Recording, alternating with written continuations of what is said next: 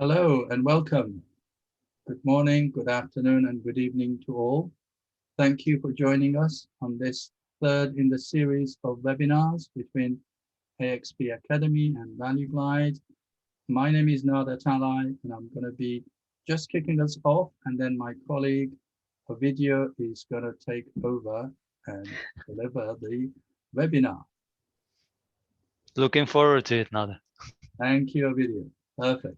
So you're going to do the hard work. I'm just going to do the easy bit. So let's see how we're going to do. What is it that we're going to discuss in this webinar? We're going to look at how to identify organizational waste and how SAFe enables, and SAFe is the Scaled Agile Framework, enables you and your organization to avoid them and drive relentless improvement. A little bit about us before we start, for the people that don't know us. On a video, why don't you say who you are, and then I will say who I am. So I'm an enterprise agile coach. I've done this since 2013, 2014. So quite a bit of transformations under my belt.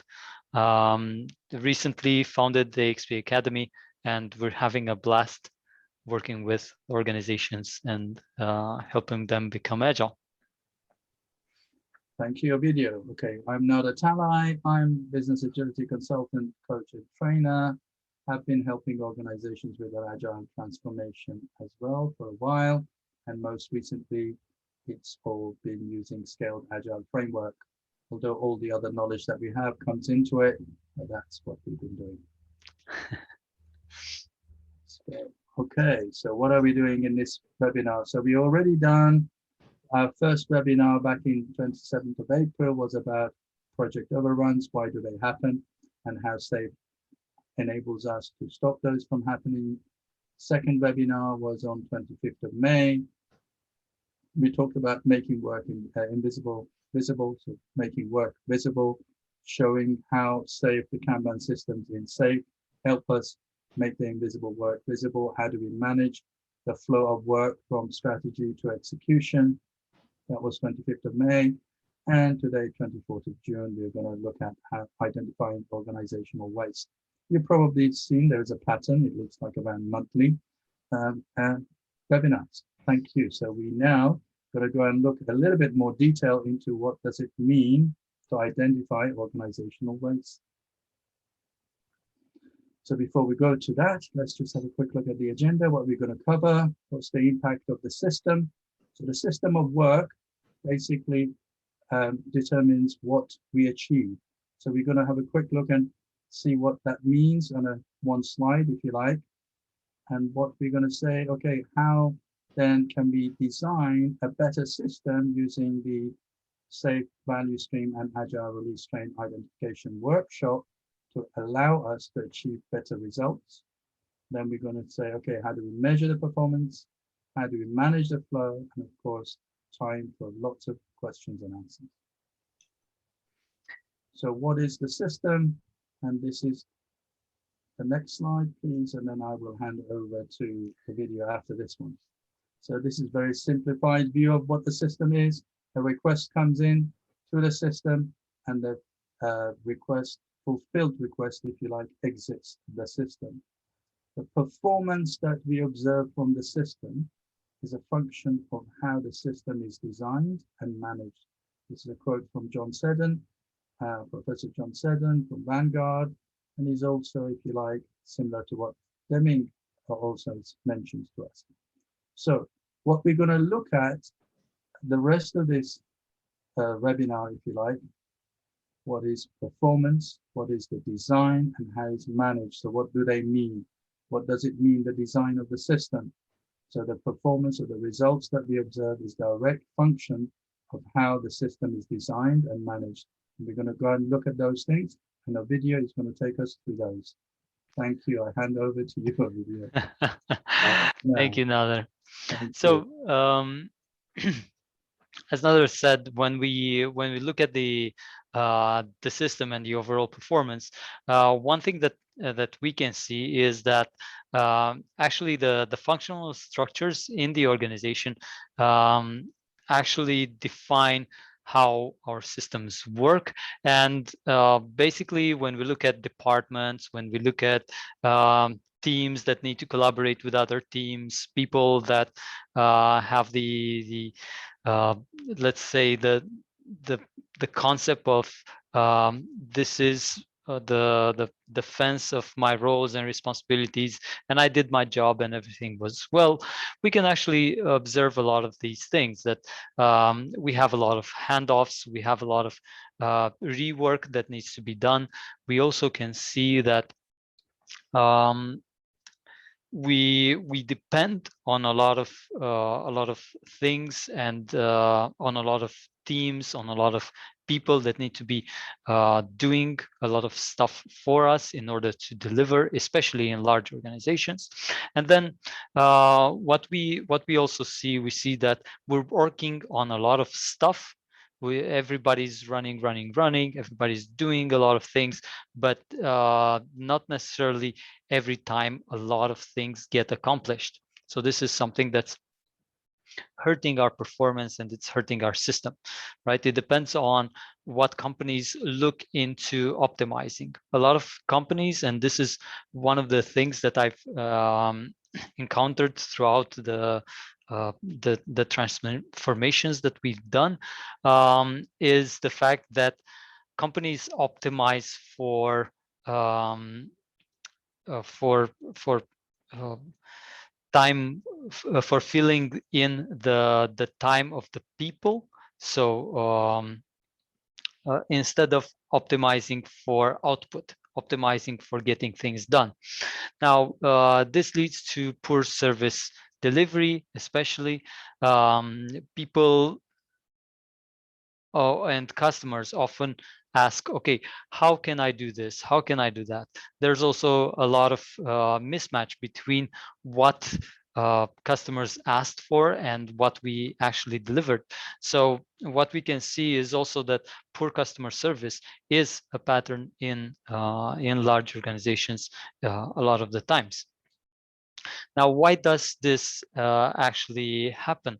It's because a workflow is designed in such a way that a lot of these things are basically built into the system, right? So we first start with requests. People have ideas, and we try to structure them in big organizations.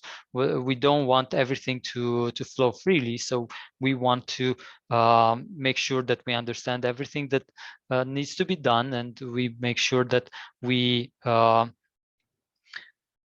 couple together as much as possible, for efficiency. And then we analyze these requests. There are a lot of things that go into analysis, and then we start building. And after a lot of time that is spent into building, we finally achieve the big launch. But the big issue is that priorities are not the enterprise priorities are not necessarily the priorities that the customers want or need, right? So this is actually a big issue in a lot of large companies. And also, what we need to understand is that if we want to thrive in the 21st century, we want to achieve what is called business agility. So the ability that an organization reacts very fast to requests, to market changes, and also to innovations and new industries. So captures the new opportunities. And this will definitely have an impact on how our organizations can actually react to the way everything changes. So everybody is noticing actually this trend, and this has been accelerating over the last 20 years, that everything is faster and faster, and we actually need to um, not use the old managerial and organizational patterns that actually have made us successful in the past century, but that are right now not necessarily the best for us. Okay, so if we're talking about redesigning our pattern of work, this is where agile release trains actually come into play. So when we talk about agile release trains, the first thing that we need to think about is organizing around value. This is actually the 10th principle in SAFe. This has been recently added in SAFe 5.0, and it's basically a crystallization of everything that we're trying to do here. What we're trying to do is we're trying to make sure that we get customers, we get from point A to point B, we advance our solutions, but we advance them in such a way that we're always delivering value. So how can we do this? How can we organize around value? Well, basically, there's a workshop that SAFe actually does, um, that's called the Value Stream and Agile Release Train Identification Workshop. And uh, what we do here is we look at the organizational development streams. We identify, okay, what are the people that are involved in delivering value towards the organization, and then what we want to do is we want to put these people together and create a virtual organization that is focused solely on delivering value. As you can see here, we have a SAFe transformation roadmap. And here we have these steps where we actually look into, okay, what are the things that the organization delivers? What are the customers? Who are the customers that we deliver to? What are the people and the departments who that are needed to collaborate in order to create value, right, for the company and value for society in general. Now, this is not an easy thing, actually. This value stream and agile release train identification workshop can take from 2 days up to 1 week. We also have a picture of one of the outcomes of this value stream identification workshop. But basically, what we want um, to help organizations is go to the in the beaten path, right? The implementation roadmap actually has a proven approach for adopting Scaled Agile Framework, for going to business agility, and identifying these value streams early in the transformation project can actually save us a lot of time in going towards business agility. Now, what we want to recommend, and this is something that we've seen, is people want to shortcut this step, and they definitely want to start being agile, but without understanding what are the business needs of the companies and what is important for us to look into in order to actually deliver value, right? And this is why we definitely emphasize on this, and we definitely want to make sure that people uh, are aligned and people understand why departments need to come together. Now, when we're talking about the organizational performance and the system performance, what we want to do is we want to offer people an overview of how the organization is actually doing. So how do you do this? Well, you start with a business agility assessment. Basically, business agility has a set of different core competencies. In SAFe, we call them core competencies, and these core competencies are actually split. Each competency is split into 3 other smaller competencies. And basically with a business agility assessment, you can actually go through all 21 of these components and really understand where your organization is. You also need to look into these three dimensions. How is the organization doing against these competencies? What is um, the outcome that you want um, to achieve? What is the outcome that you want to influence? So there are some examples here. So customers, but we can also look into service quality. We can also look into performance of the organization. And also we want to look into what is the flow, how is the work flowing, how are we doing against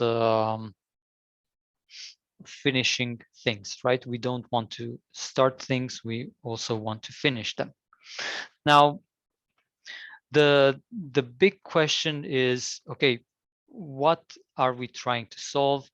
What how can we measure our success, and where are we now versus where we want to go? So one of the big problems in big organizations is that people don't really have the same understanding of what they want to solve, right?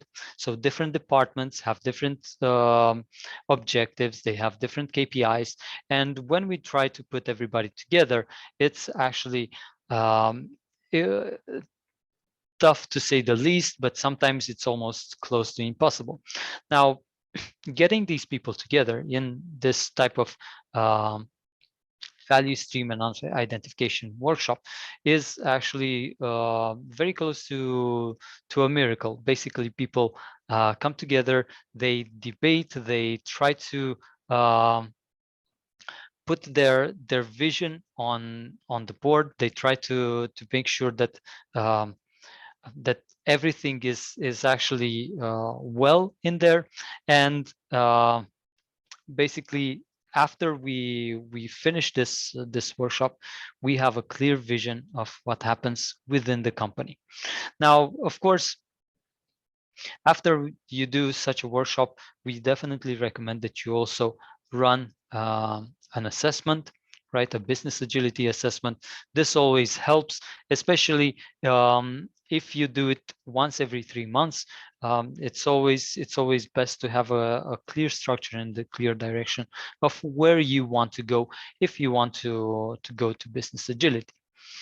Now, the biggest thing that an agile company does is actually they look into managing the system. So how can we make sure that we understand what's going on within the company? Well, there are a couple of steps that we definitely recommend in order to do that, and you're going to see also an example of how these visualizations can actually work. And what we've done is we're going to look into a high-level visualization. But basically what you want to do is you want to visualize the value stream. You want to see what are the key steps that you're doing. You want to see how is the work flowing from steps to step. And you want to actually measure at every step what's going on. Also, when you start looking into each step, you will also discover a lot of dependencies and a lot of work that's being delayed because of communication between departments. So you visualize the value stream, and then you start looking into the work. After that, there are a couple of things that you can actually do, right? Limiting the work in progress and managing queues actually creates an efficient system. This is the biggest thing that companies can do um, in order to optimize their efficiency, right? As I said a little bit in the beginning, what companies do is they try to optimize for occupation, but what they instead need to do is optimize for finishing the work in progress. And also, when we talk about finishing the work in progress, we will see that a lot of work is piling up again and again and again in a couple of things, in a couple of areas. For example, work is piling up in QA, work is piling up in DevOps, in IT companies, right?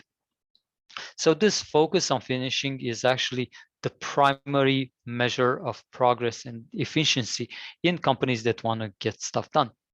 Now, we do this also by measuring the flow. So basically, we measure how many items we get done in a fixed period of time.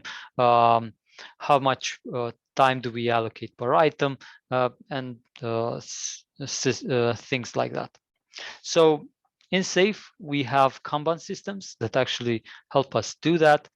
Now, the biggest thing with Kanban is to understand what is the balancing act between the demand and the actual capacity that we have to respond to that demand. So what we need to look into is how much work is in progress.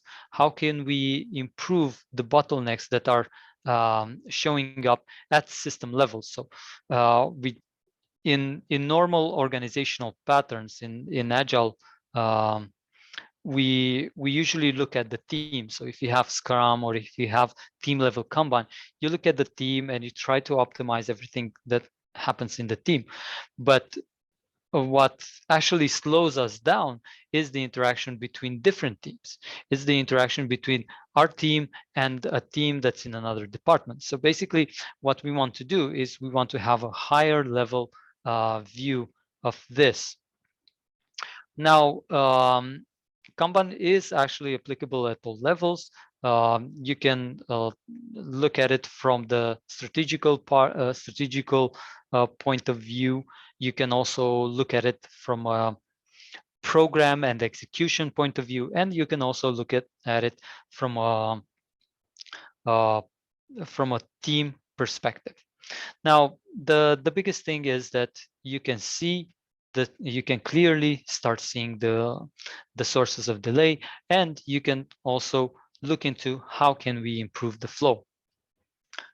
Now, when we talk about Kanban, SAFe actually uses this system at the three levels that I mentioned before. So basically, this is a Kanban that's used at the strategic portfolio level.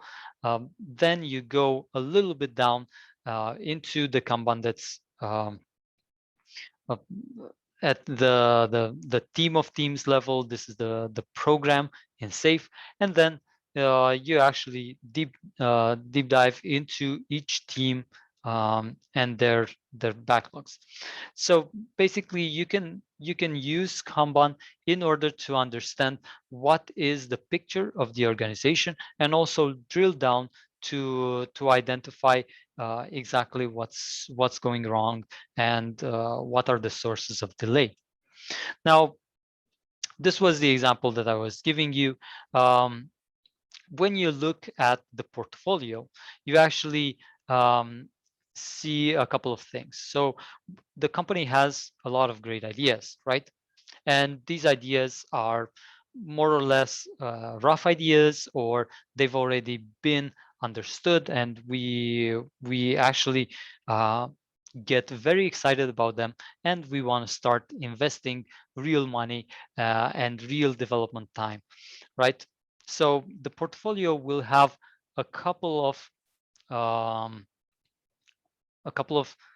statuses, let's say, for these ideas, right? So these are better options, and then as we go deeper to the right, we actually see from ideation to realization, right? That's the whole point of the portfolio Kanban.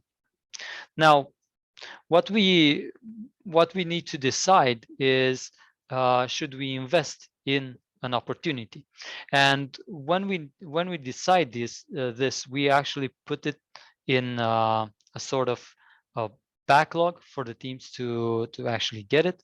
Of course, this one thing to mention is that this portfolio Kanban will actually look different from company to company. So each company usually customizes their own columns and customizes their own customizes the system in order to match whatever is going on in practice. So when we get a signal from our development teams that, hey, we are free, we can actually start building work, what we do is we go from this high-level strategic view to a lower level and lower resolution to a lower level and a greater resolution type of board. And what we have here is we take this big idea, this big thing that we thought about, and we try to develop what we call an MVP. What is an MVP? An MVP is a minimum viable product. So what we want to do is we want to take this this thing that was relatively big. Let's say we want to build a new CRM system for our customers, right? So we shouldn't necessarily invest lots of money into a new CRM system until we see that customers actually want to use our CRM system. Or maybe we're developing a sort of a feature and we want to see whether people are interested in our new feature. Maybe we want to make a maybe we're a store and we want to see whether people will self-checkout, right? So we don't want to necessarily invest and bring this system to all our stores, right? What we want to do is we want to develop an MVP, a minimum viable product, so a self-checkout with relatively easy features, and then move it, then scale this if it proves to be successful. Otherwise, we shouldn't invest. So we create this MVP. This actually goes into, on the strategic level, this actually goes into implementing, and it goes into the program backlog. So in the program backlog, we need to split it further in order to make sure that everybody can get the work. And then what we want to see is we want to see as teams get as teams have capacity to develop, we want to see that they drag this MVP feature by feature. So this is actually split, and that every iteration we actually start working on it, and we're making progress, right? So every iteration progress is made, every iteration progress is made. This is kind of the way that we want to move through the flow, and this is kind of the way that we want to make sure that everything actually works.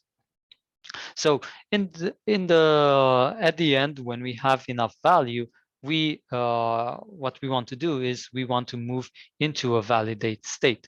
So basically, when we start, um, so we started to implement this, we have enough business value. What we want to do is we want to go to the market and see whether this this market actually needs our product, right? So we move into validate, and then what we want to see is get the next item. Now this item can actually be the second version of the MVP.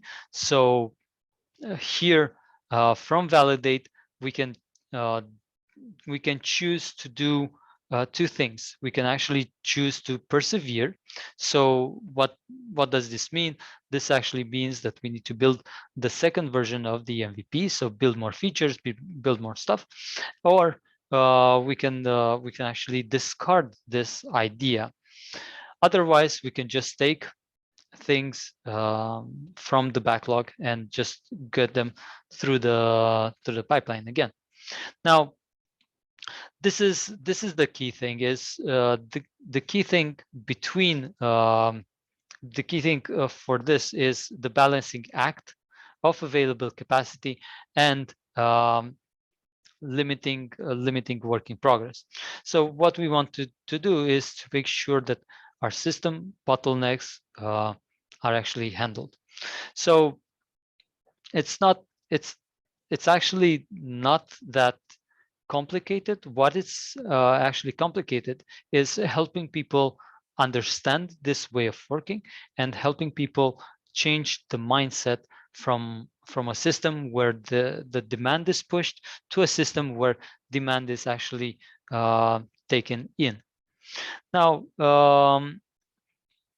the the the biggest pain points that we can see when we're working with such a system is that work is actually waiting in the system and people are not acting on the wait, right? So everybody's waiting for stuff and nobody's actually looking into solving these problems. And what visibility does, so what creating this type of Kanban system does is make everybody aware of the fact that work is waiting somewhere. And this is the crucial aspect of starting to improve the way we work. Now, basically, as Nader said in the beginning, what we have is we have a bunch of requests.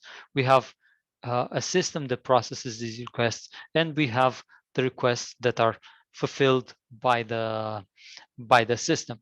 And now, what we want to emphasize is that the system can be designed and the system can be managed. You can actually look at the value stream. You can identify what's happening in there.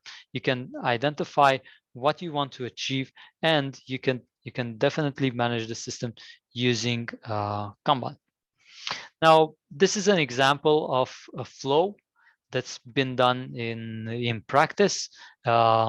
Of course, it has been blurred just to preserve the customer the the customer what is it the confidentiality with the customer.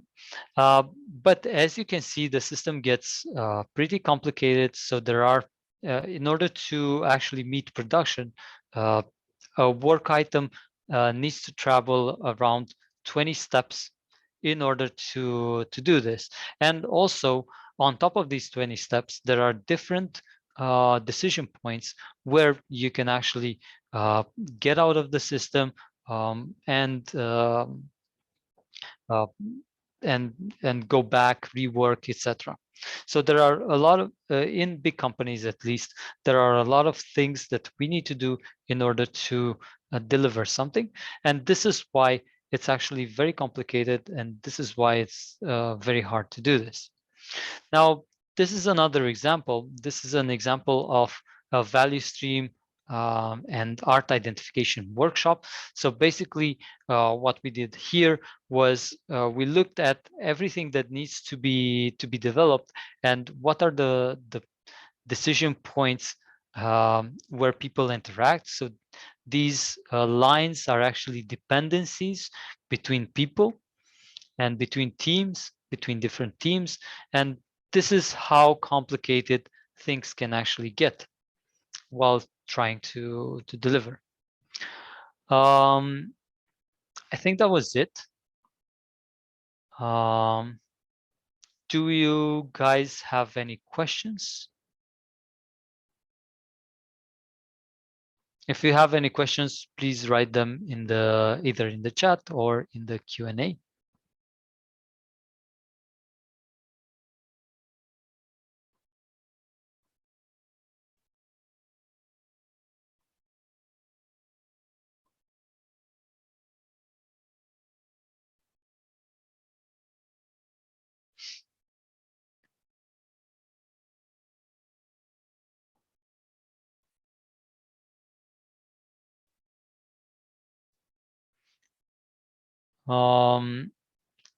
Okay, if there are no questions, Pooja, I think we can close the webinar.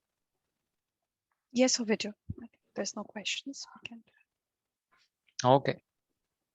Okay, so guys, thank you all for participating. Thank you for being here. If there are any questions, do feel free to send us an email. So hello@valueglide or office@axpacademy.com. We'll be happy to answer them. Bye. Have an excellent rest of the day.